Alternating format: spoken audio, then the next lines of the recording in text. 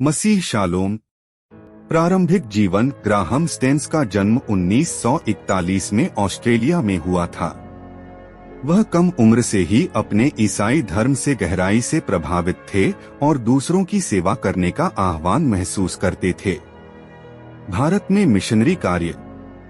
1965 में Graham stains Mayurbhanj की evangelical missionary society के साथ एक मिशनरी के रूप में भारत पहुंचे।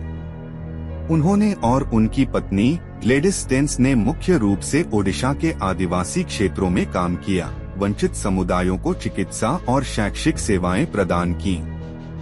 स्टेन्स दंपति ने बारिपदा में एक कुष्ठ आश्रम की स्थापना की, जिसका उद्देश्य कुष्ठ रोग से प्रभावित व्यक्तियों का पुनर्वास और देखभाल करना था। सामाजिक कार्य और वकालत। ग्राहम स्टेन्स सामाजिक कार्यों के प्रति अपनी प्रतिबद्धता और हाशिए पर पड़े लोगों की वकालत के लिए जाने जाते थे। उन्होंने आदिवासी लोगों के कल्याण की दिशा में काम किया, अक्सर गरीबी, स्वास्थ्य और शिक्षा से संबंधित मुद्दों को संबोधित किया। ग्राहम स्टेन्स का जीवन और मृत्यु भारत में मिशनरी कार्य और धार्मिक सहिष्णुता के इतिहास में एक महत्वपूर्ण अध्याय है।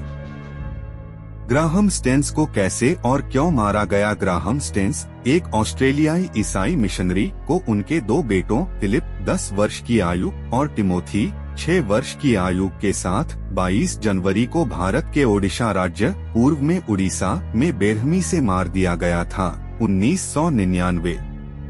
अपराध के अपराधी एक कट्टरपंथी हिंदू राष्ट्रवादी संगठन से जुड़े व्यक्तियों का एक समूह थे। ग्रैहम ने संताली भाषा को भी सीखा और आदिवासियों के बीच में रहकर उनकी भाषा में बाइबल को अनुवाद भी किए। ग्रैहम सैंड वाद विवादों से बहुत दूर रहते थे और व्यक्ति को परमेश्वर के प्यार को बताने से ज्यादा अपने कामों के द्वारा परमेश्वर की प्यार को दिखाते थे।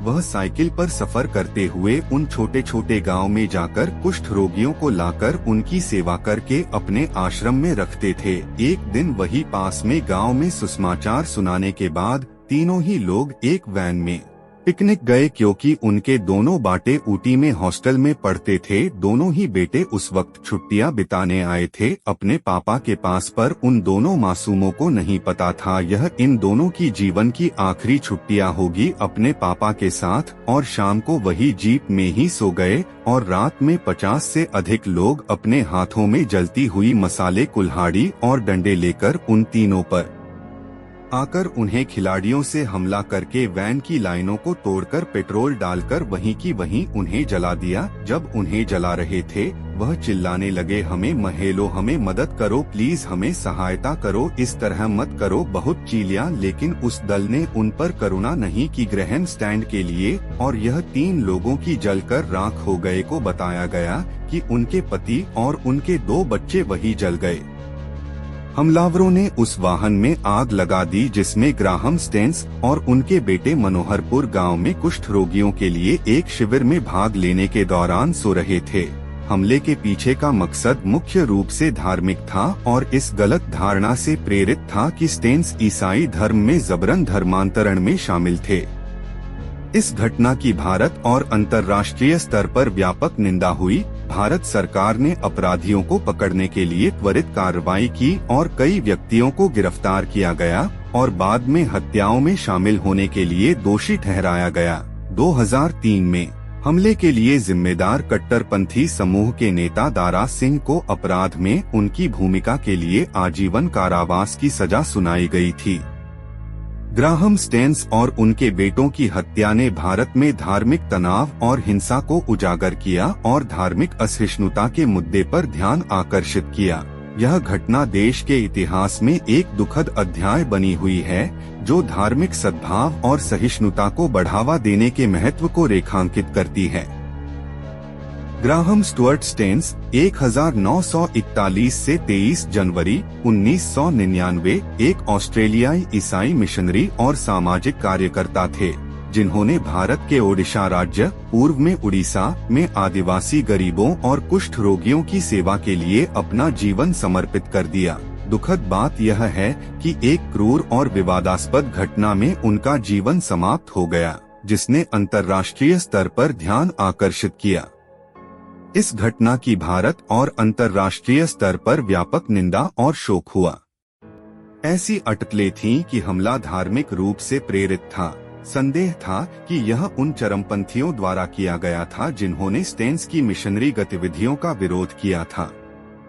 इस घटना के बाद भारत में धार्मिक सहिष्णुता और स्वतंत्रता पर चर्चा शुरू हो गई। 2003 में ओडिशा की एक अदालत ने दारा सिंह और महेंद्र हेम्ब्रम को हत्याओं में शामिल होने का दोषी ठहराया। कट्टरपंथी समूह के सदस्य बताए गए सिंह को आजीवन कारावास की सजा सुनाई गई, जबकि हेम्ब्रम को कम सजा मिली।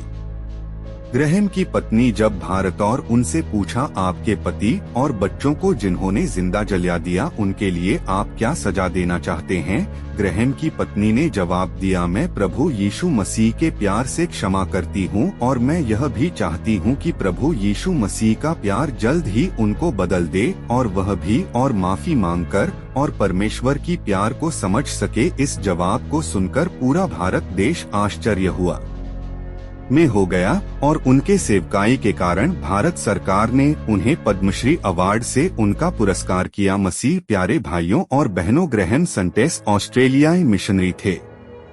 ऑस्ट्रेलिया बहुत अच्छा देश था, बहुत धनवान पर सुखविलास है, सब कुछ है, लेकिन अपना देश छोड़कर परमेश्वर की सेवा के लिए भारत देश में ओडिशा राज्य में आकर उस छोटे आदिवासियों के बीच में मयूरभंज कुछ छोटे छोटे गांव में कुष्ठ रोगियों को, उनके घायलों को धोकर उनको अपने बेटा बेटी की तरह, भाई बहन की तरह उनकी देखभाल करते हुए परमेश्वर की प्यार को प्रकट करने लगे। क्या जरूरत थी यह काम करें? आखिरकार ग्रैहम ने अपना जीवन इसी भारत देश में को दिए और उनके 2 बेटे भी मर गए, शायद परमेश्वर के लिए शहीद हो गए, लेकिन उनका स्थान परमेश्वर के नजर में बहुत महान है।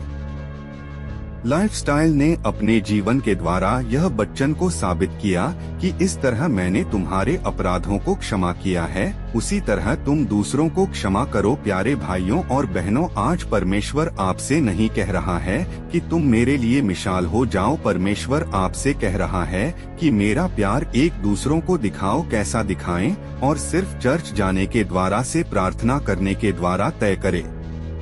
जीवन के द्वारा परमेश्वर को दिखा सकते हैं। कई लोग कहते हैं मैं बहुत कुछ बोलता हूँ लेकिन मेरे बोलने से कुछ भी फर्क नहीं पड़ता, लेकिन जिस तरह से अपने जीवन के द्वारा प्रभु का प्यार को, उस तरह हमें परमेश्वर की को दूसरों को दिखाना चाहिए। हमारे भारत देश के लिए प्रार्थना करने की बहुत जरूरत है।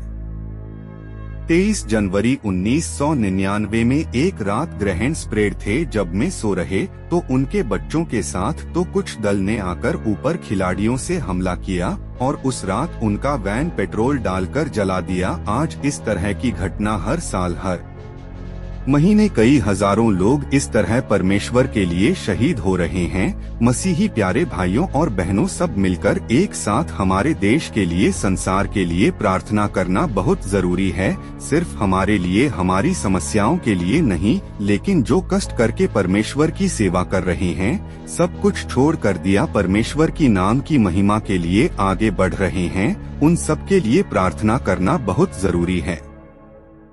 कृपया आप भी हर एक सेवक के लिए, सेवकाई के लिए प्रार्थना कीजिए। मणिपुर की घटना कौन भूल सकता है? अभी और अधिक कष्ट, पीड़ा, तकलीफ बढ़ेगी मसीही लोगों के लिए, पर अपने विश्वास को मत खोना। आपके लिए एक बड़ा इनाम प्रभु ने रखा हुआ है। ग्राहम स्टेन्स और उनके बेटों को मानवीय कार्यों और सेवा के प्रति उनके समर्पण के लिए याद किया जाता है।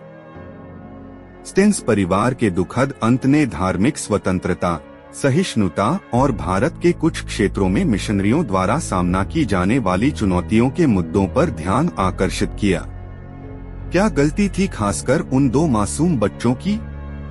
क्या अपनी धार्मिकता को दिखाने के लिए किसी की हत्या ही करनी होगी? जो बोलते हैं जीव हत्या एक पाप, तो फिर इंसान की हत्या धर्म है। अपना कमेंट्स जरूर दे। धन्यवाद।